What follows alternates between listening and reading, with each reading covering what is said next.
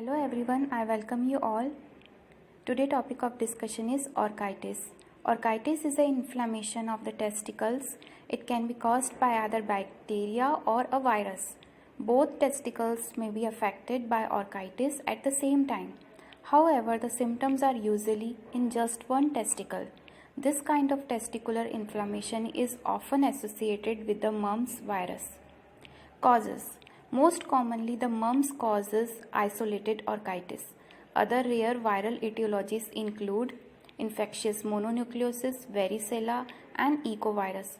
Bacterial causes usually spread from an associated epididymitis in sexually active men or men with BPH. Bacteria include chlamydia, E. coli, Klebsiella, and others bacteria. Clinical manifestations presented are there is testicular enlargement with induration of the testis, tenderness, and erythematous scrotal skin. There is edematous scrotal skin, enlarged epididymis. On rectal examination, there is soft boggy prostatitis. Other findings include parotitis and fever. So fever is in case of infection, as when there is infection by any bacteria. Symptoms of orchitis include there is pain in the testicles and groin, that is the primary symptom of orchitis. There is tenderness in the scrotum, painful urination with painful ejaculation. A swollen scrotum can be seen and there could be blood in the semen. There is abnormal discharge, enlarged prostate and swollen lymph nodes of the groin. Complications include there is testicular atrophy. Orchitis can eventually cause the affected testicle to shrink. There could be scrotal abscess. The infected tissue fills with pus.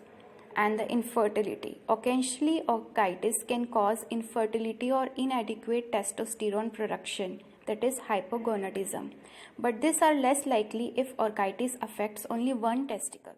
Investigations for orchitis. Laboratory tests are often not helpful in making the diagnosis of orchitis. Diagnosing mumps orchitis can be comfortably made based on history and physical examination.